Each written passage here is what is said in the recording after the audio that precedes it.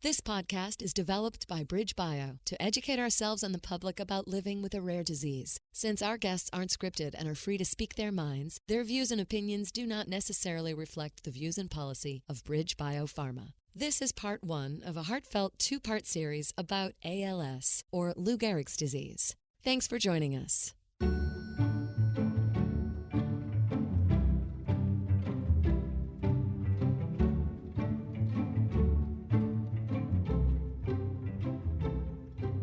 Welcome to On Rare, a rare disease podcast produced by BridgeBio, a biotech company that works on developing treatments for rare diseases. At On Rare, we explore what it's like to live with a rare disease. Not only do we get to learn a little bit about the science, but we also get to hear from people living with these challenging conditions. I'm your host, Mandy Rohrig, a member of the patient advocacy team at BridgeBio, and I'm joined by my friend and colleague, David Rintell, head of patient advocacy. This is the first part of a two-part series about ALS, also known as Lou Gehrig's disease. ALS is a fatal neurodegenerative disease that affects the nerves of the brain and the spinal cord. The cause is unknown, and there is no cure.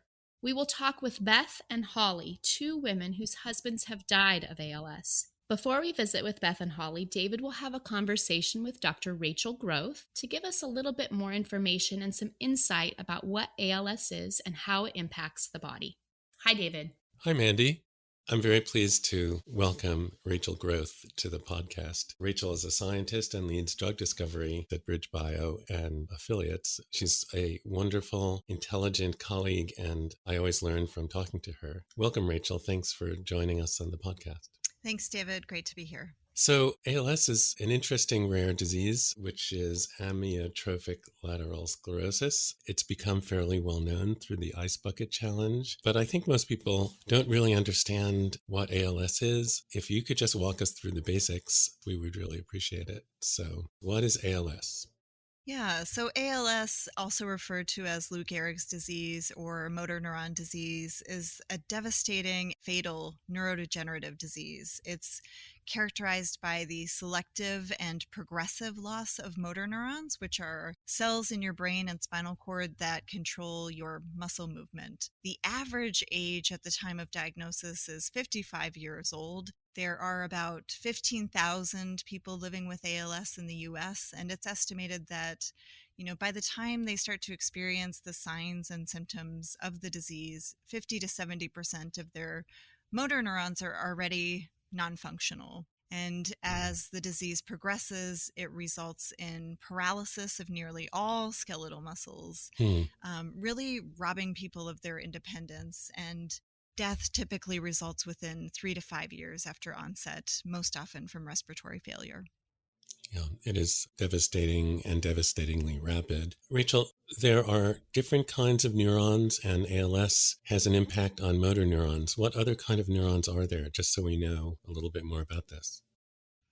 Yeah, that's a great question. So neurons are cells in your brain and spinal cord that control everything that you do, think, feel, etc. And so the motor neurons, as I mentioned, are those neurons that specifically control movement, but there are the neurons that you use that sense pain and touch and feeling, all of the neurons involved in memory, thinking, cognition, vision, etc. So basically, there are specialized neurons throughout your nervous system that play a role in basically everything you think, feel, do.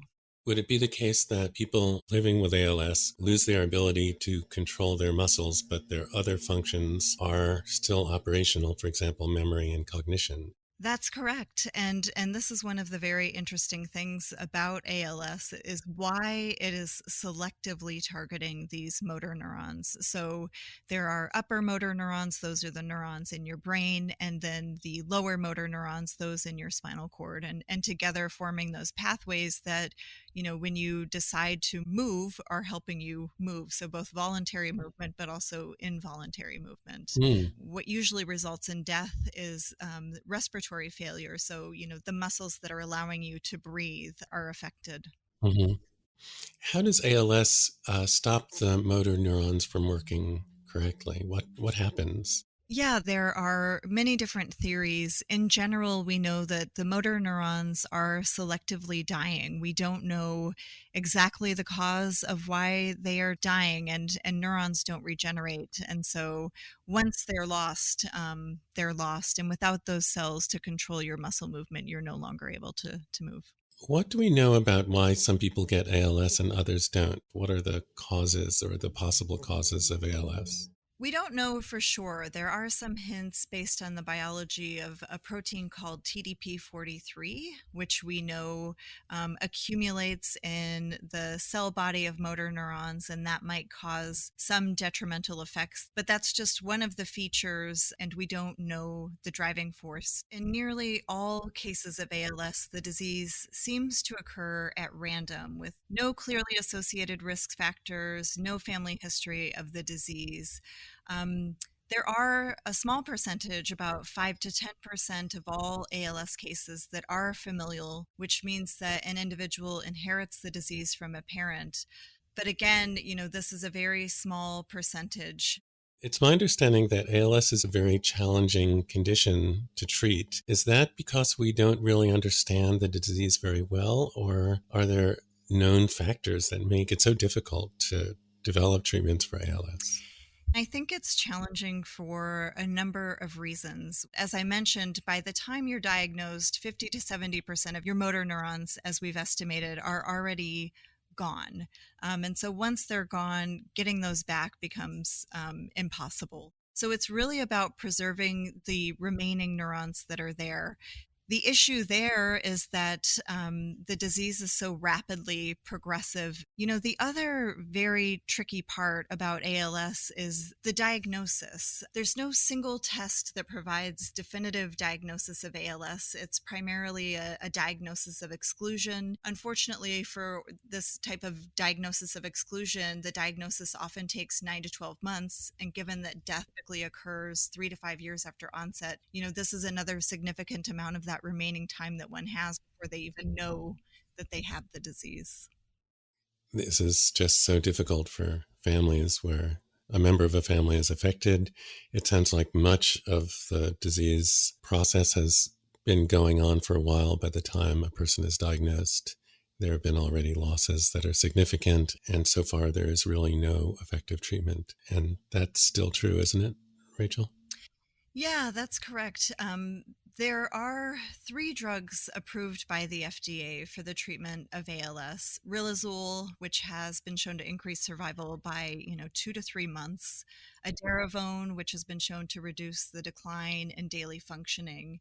And most recently, the combination of sodium phenylbutyrate and taurursodiol.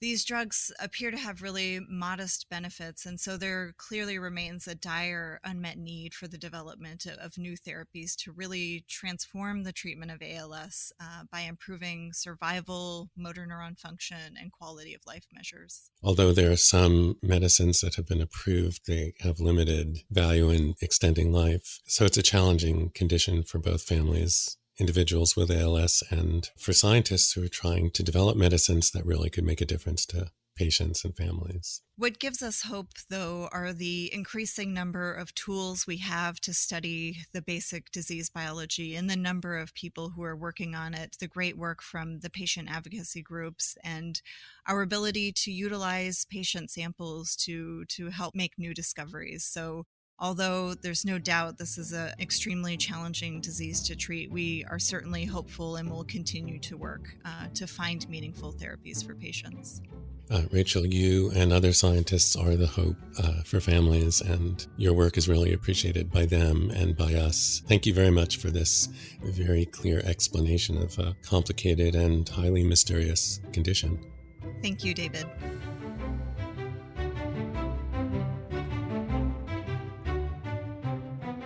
I am very pleased to welcome Holly and Beth to our podcast. Before you hear from them, I should say that I've had the opportunity to have a number of conversations with them in the past. Every single one has been fascinating, emotional, and I'm really just so pleased to share their stories. Holly and Beth became known to me because they both lost their husbands to ALS. So I think we should start at the beginning And the beginning would be, what was the first thing that you or your husband's noticed?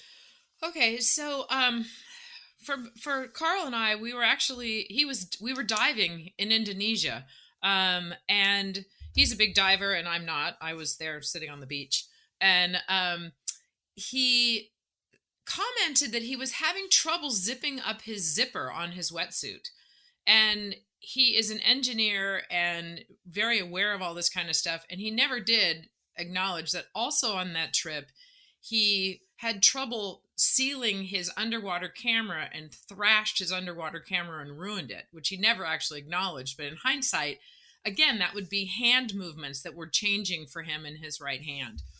And he didn't think anything of it, really. He just commented that it was weird, that his zipper was troublesome. So that was spring. So then in the middle of summer, he went to the doctor for some other reason, and he happened to mention to her that there were some changes going on in his right hand, and he does a lot of computer work, and he said, I think I must have carpal tunnel. My right hand things are changing. And the doctor asked him, what's your pain level? And he said 0. And she said, that's not carpal tunnel. And asked him a few more questions, and then sent him off to see a neurologist because it was not carpal tunnel. Holly, I'm sorry to interrupt. How old was Carl at this point? Carl was 54 and in super good health. And I mean, never needed to go to the doctor and had never had any health problems at all. It sent him down a pathway of seeing a variety of different neurologists. And in fall, he had a blood test, which took some time to get the blood test results back. And then it turned out that they had gotten some results back, and the head neurologist had decided not to share them with Carl until his doctor could come back and talk to him about it. And so in early December, he went up to San Francisco. He said, I'm seeing another neurologist. And I happened to be home that day when he came home, and he walked in the door and he said to me, I have just found out that I have ALS. And he burst into tears. And I didn't know what ALS even was. Had never heard of it. I mean, I knew what Lou Gehrig's disease was, but he said he had ALS, and I had no idea.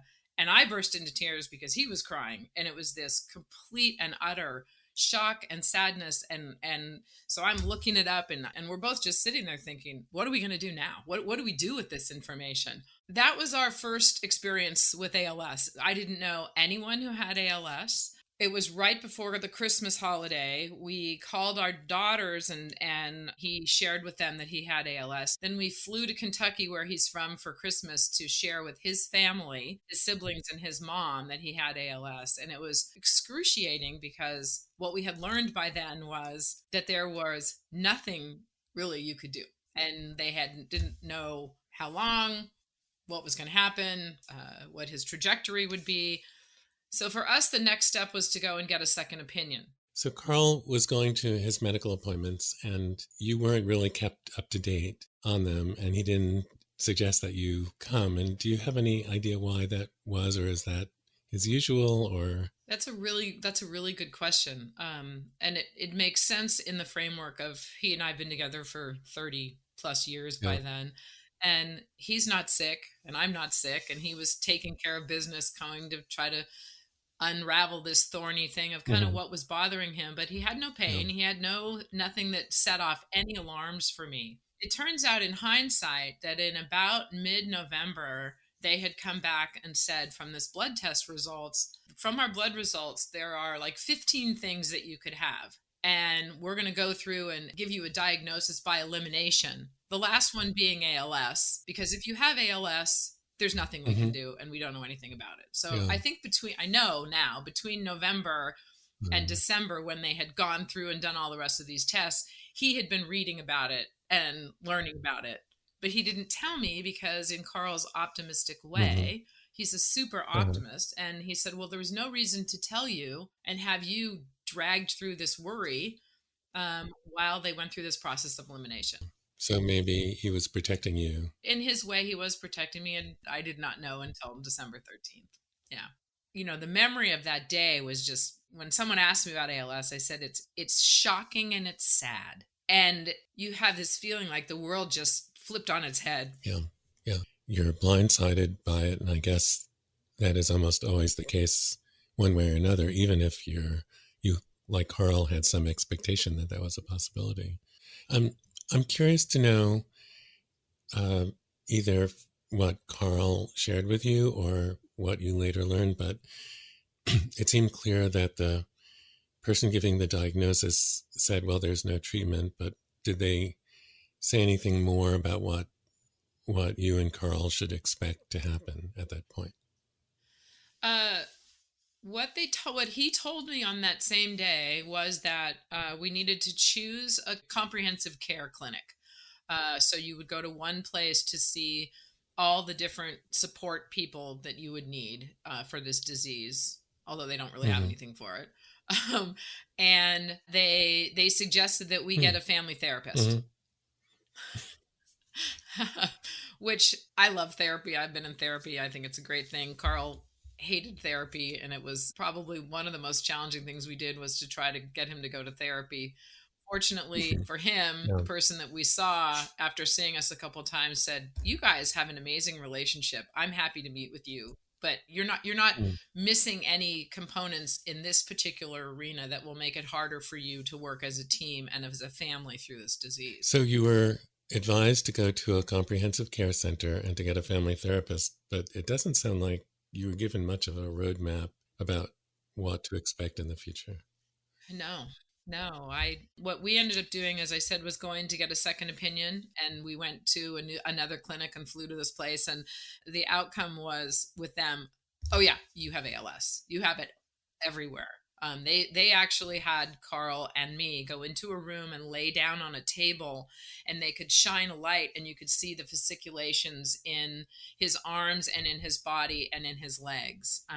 His ALS was defined as having started in his hands. And so when we were there at that place, I said, well, what happens? And they said, well, typically, if there is any typical, which there isn't, it would go right hand, right leg, left leg, bulbar, which is speaking and swallowing, and then diaphragm. And we asked what the timing was, and they said, no idea. They said, you watch it for the next 12 to 18 months, and the speed with which it progresses is sometimes, most of the time, often maybe, what the speed will be. So basically, they told us nothing. Yeah. And just to make sure that I and others understand, vesiculation, what does that refer to? Vesiculations are they feel like little butterflies under your skin. And they look like little wiggles. Yeah. And some kind of like you would imagine an eye twitch. Yes. But it's throughout the whole body. It's your whole body.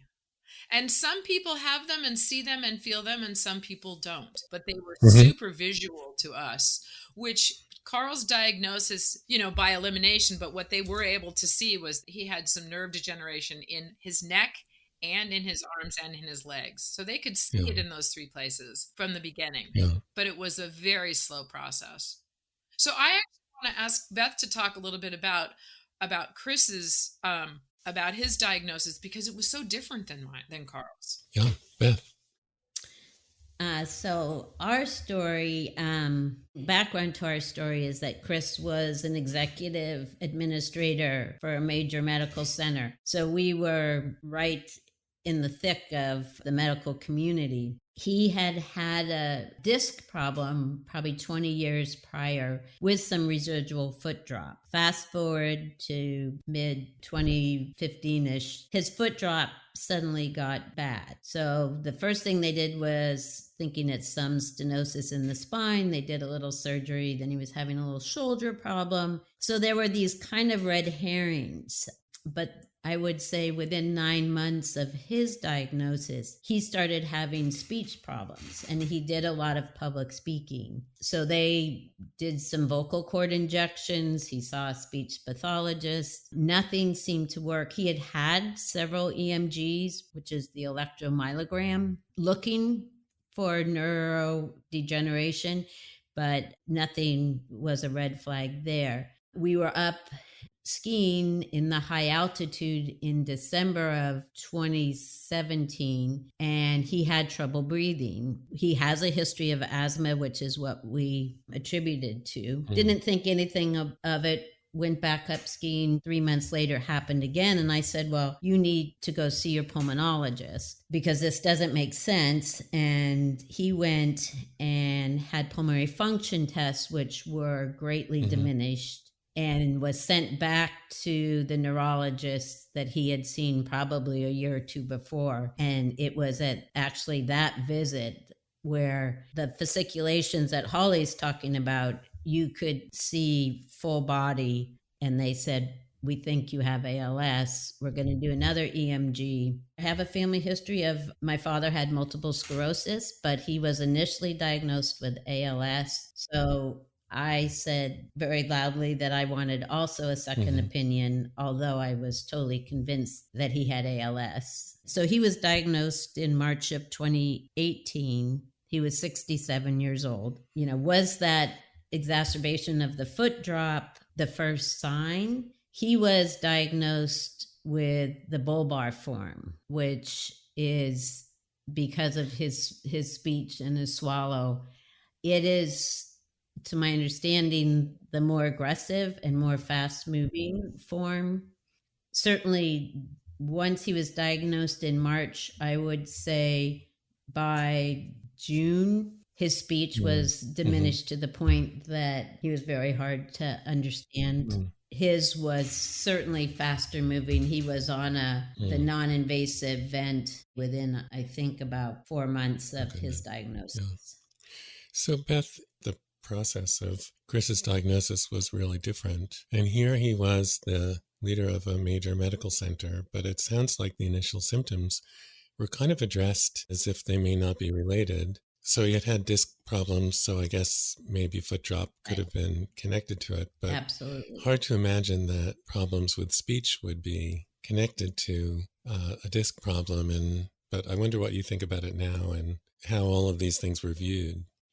I think it's probably a typical way that people are diagnosed, because I don't think that ALS is at the top of anyone's list. I think it's a diagnosis of exclusion in that they rule out everything else. And when you kind of have this gathering of symptoms, then someone says, wow, a foot drop and then loss of voice, one wouldn't necessarily think would be related. I think what's hard is we were told, average time between diagnosis and death is 2 to 5 years. It's hard to know when that clock starts, when the diagnosis is kind of elusive. My understanding about that time frame when they use it with the ALS Association and those things, they put a line in the sand that said from the time you were formally diagnosed.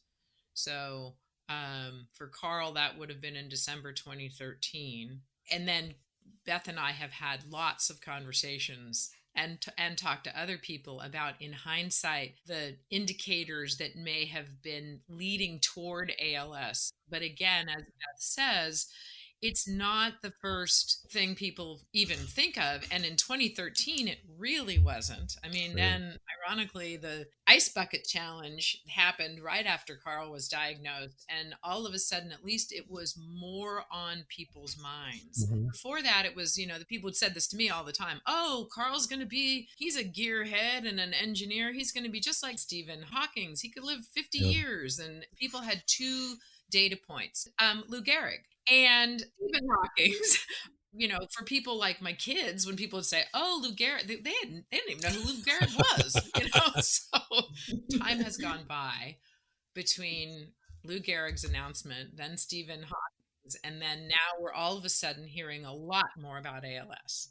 No results, nothing to be helpful, unfortunately, yet, but at least people are a little bit more aware of it. So Chris had a very different diagnostic journey that took much more time, with the kind of these symptoms that seemed like they may not have been related to each other. It makes one wonder if, because he was the head of a medical center, people were cautious about giving this kind of diagnosis also. I don't know. Yes, they were reluctant, and two, I think they were very optimistic. They were suspicious of ALS, but the words that we kept hearing was it's very slow moving. But typically bulbar is not slow moving. And I think one of the uphill battles, Chris was in total denial. he might have it, but it wasn't going to get him. And I think that the balance between the doctors being very optimistic and Chris wanting the whole thing to go away made it difficult to move forward in the interventions that we needed to put into place. And I felt like we were always behind the 8 ball in terms of being prepared for the next loss of function. Yeah, I would like to get back to that because I think that's really important, Beth. But what I don't want to miss is what it was like for you and Chris when you did get the diagnosis. We got the diagnosis together. I was actually working at the hospital that day as well, and he didn't even want me to come home with him. He said, "You go back to work and we'll talk about it tonight." He had unfortunately been planning to announce his retirement at the end of the week that he was diagnosed. At that point, I think he went home and really kind of into his shell and didn't interact at the hospital or really at home much going forward. I think I'm a nurse. I understood ALS. I understood more things about it than I wanted to. But my way of coping was to learn as much as I could about all that was available. And he really didn't want to know any of that. So I would say, we were supportive of each other, but dealt with it in very parallel universes. So when you say that Chris went into a shell, what does that mean? We have a chair in our bedroom, and he kind of settled into the chair in the bedroom with his iPad, and that's where he stayed for the next year and 3 months, basically. And didn't talk about what was happening very much with you. I would say discussed it on a limited basis because I think discussing it made him acknowledge that it was true. He was much more, we're going to get through this. And I think one of the things Holly and I experienced with both of our husbands is, when they would go to the doctor's appointments, they would basically tell the doctors everything was fine. And I'm sorry. Certainly everything was not fine. Yeah. And as I think as we explore kind of the interventions, one of the hard things is just staying ahead. Yeah. And as the man in this conversation, I have to acknowledge that many of us want things to be fine. We don't want to share our pain. We think it's our responsibility to protect even our loved ones from our pain. And also we're no better at looking death in the face than anyone else, where it's frightening for everybody. So, Carl's perspective was interesting. And again, Beth and I have talked a lot about this. He lived 5 years beyond his diagnosis, and it started in his right hand, and it was very, very slow moving. So people would say to us, "Aren't you going to quit your job and go do all the things you want to do?" And Carl wanted to teach. He was teaching courses about alternative energy and energy for undergraduate and graduate students at university, and he wanted to teach. That was his choice. And my perspective on it was he gets to do whatever he wants to do, and my job is, and our as a family, our job is to support whatever it is that he would like to do. And he was tired, and he would you could help Carl if you didn't come at him straight on and try to help him.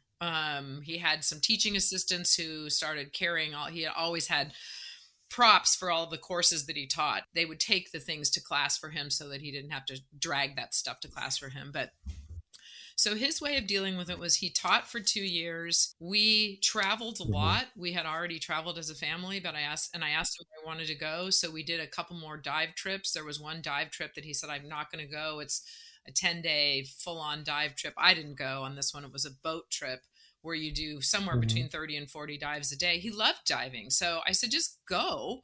And if you do 1 dive a day, so what? You love the experience. And so in the end, I had to convince him to do that. We did a few more trips as a family out of the country. And then we ended up doing a lot of in-country things. He hadn't seen a lot of the national parks than I had. So we did national park trips. He stayed active until June of 2016.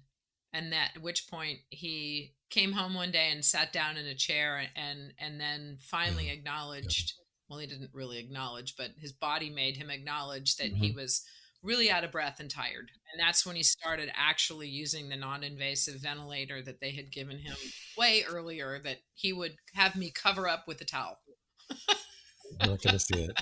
Yeah. You can be in the house because you're going to make it be in the house, Holly, but I'm not going to deal with it, and we're going to cover it up with a towel. And that happened over and over again in our experience in terms of, so that's where Chris and Carl were very similar. Beth and I talked a lot about in our role, we wanted to stay ahead of the game because we knew we didn't know. What we knew was that we didn't know when it was going to change. But when something changed, we felt like we needed to be as prepared as we could to be supportive of our spouses or our partners. Right. So in their own way, both men wanted to continue living their lives and not look at this in the face, so to speak. And in your own way, the two of you were trying to learn your way, not to get ahead, but to keep up with what ALS was going to throw to you. And interestingly, our primary neurologist that we saw, it was difficult to be the family member going to some of these. Ours were every 3 months, and there would be this coordinated care, and you would see the neurologist and the nurse and the pulmonologist and the social worker and the physical therapist, dietitian, nutritionist, kind of all of them in one day. But in particular, I would come with my list of questions and stuff I wanted to ask, and they would appropriately spend most of their focused time speaking to the person who has ALS. But the difficulty is when the person who has ALS says nothing's changed and they write that down, and other than their weight that they can't lie about because you got to get on a scale, it was difficult as the person who I would have all these questions and I'd want to push and I'd want to ask about, well, what about this and what about this? But they focused primarily on the patient, which I do understand. But Beth and I really agree that feedback we have given them was, this is a family disease. Everybody is impacted tremendously by it. And it is so unnerving. And you have absolutely no idea when things are going to change. And that's really hard. And the neurologist they'd sit and talk to Carl he loved to talk to Carl about football and big data. And I want to talk about him walking. Yeah. So those guys were happy to join together and not really look at it in the face. The neurologist, honestly, most of the patients that they see, they can help off an awful lot, and certainly the ALS patients. Well, and they have a data set that's much larger than mine. And so I really felt like I needed to defer also to the neurologist because their perspective on it was, we don't really have anything medically to be able to help the person who has ALS. And so we want to give them the grace and the opportunity to approach this disease in the way that they want to approach it. So finding a balance in there was hard, though. Beth, your experience with the healthcare providers, was that similar or different? Were you included or? Very similar. We were fortunate to have a pulmonary doc, since the reason why he lost his voice was he couldn't flow through his vocal cords because his diaphragm wasn't working. His neurologist was extremely optimistic, didn't want to give Chris bad news, but the pulmonary doc was very in his face, which he didn't like. But I felt I got much more honest responses from her than any of the other caregivers. It's a very fine line. Carl died 4 years ago. It's just over 4 years ago now, and I've had a lot of time to think about it. And when you're in it, it's so scary and so unnerving. And yet it's finding that balance between someone's dignity and letting them go at it as they want to go at it is important.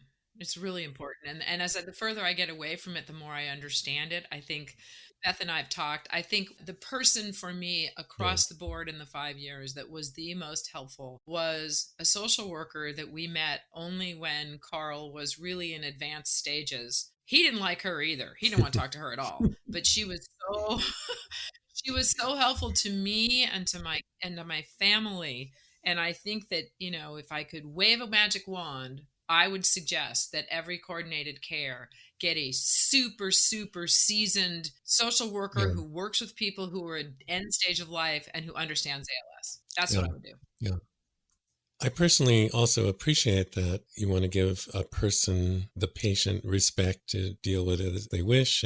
But the patient is not the only person living with the consequences of ALS. You would hope that one day we will get to the point where healthcare providers, physicians view the unit of treatment as the family, but also respect the patient. And Holly, you've brought up the family a couple of times and communicating the diagnosis to the extended family, but I wonder if each of you could talk about how members of your family reacted to the diagnosis. Beth? Well, I think across the board, the children were devastated. At the time, I had 3 who were college age or above, and then we have 2 younger children for whom we are guardians who were late elementary, early high school, I think. I think part of the problem was I had one on deployment in Japan in the reserves. I had another daughter in the Pacific Northwest. We had one son locally, and of course, the 2 younger boys. So we went to each child.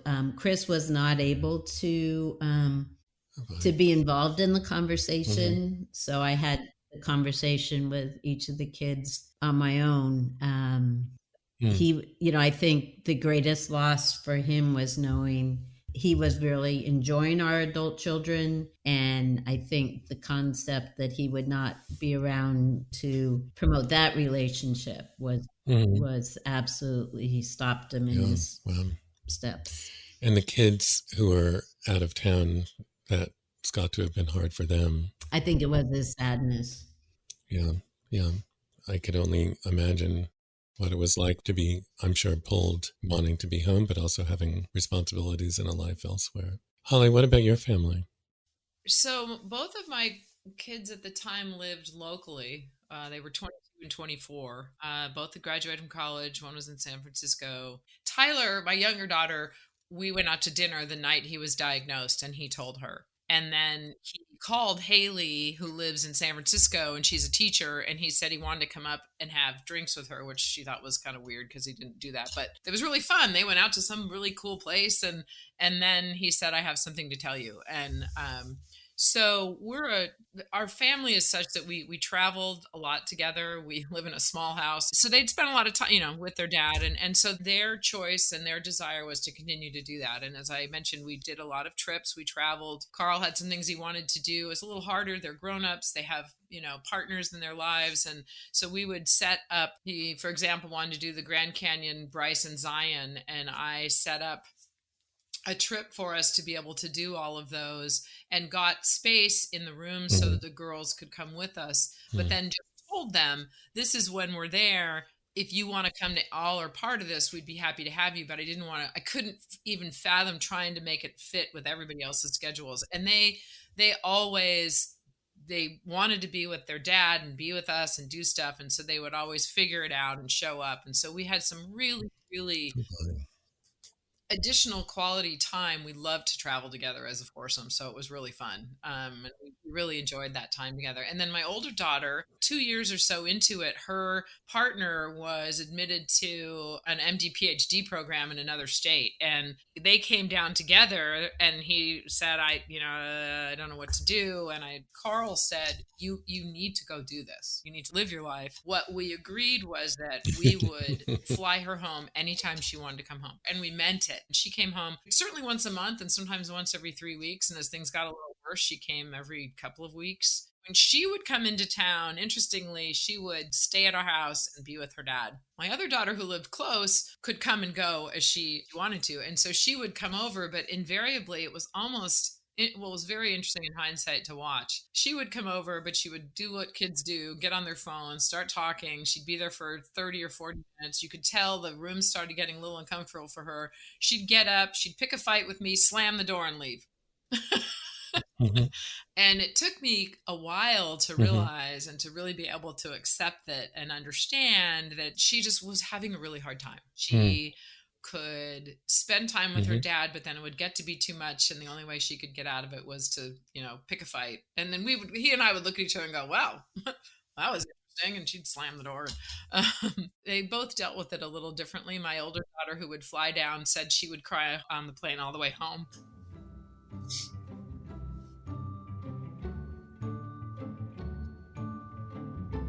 Doesn't that show? Everyone copes uniquely. There's this universal feeling of grief, sadness, loss, but we all handle tragedy and adversity and heartache in such different ways.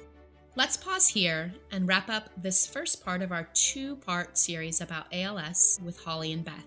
To hear the rest of the story, just click on Rare ALS Part 2, wherever you get your podcasts. Thank you for listening. I'm Mandy Rohrig, and this is On Rare.